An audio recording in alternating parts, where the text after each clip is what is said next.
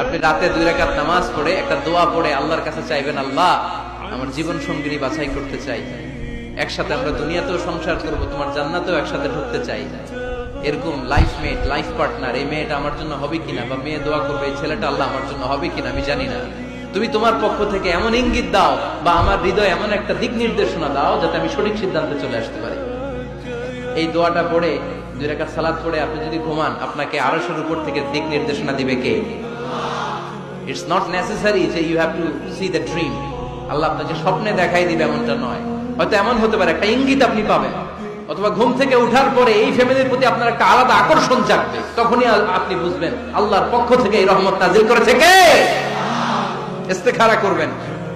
সেই বুখারীর হাদিস, কানা রাসূলুল্লাহ সাল্লাল্লাহু আলাইহি ওয়াসাল্লাম ইউআল্লিমুনা আল-ইস্তিখারা ফিল উমুরি কুল্লিহা কামা ইউআল্লিমুনা সূরাতা মিনাল কুরআন। বিশ্বনবী আমাদেরকে যেভাবে কোরআনের সূরা শিখাতো ওইভাবে ইস্তেখারাও শিখায় দিয়েছে, বলেন সুবহানাল্লাহ।